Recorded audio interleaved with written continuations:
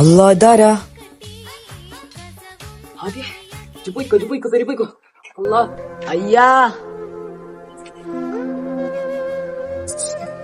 എന്തേ? ഇപ്പൊ കൊണ്ടുവരാ.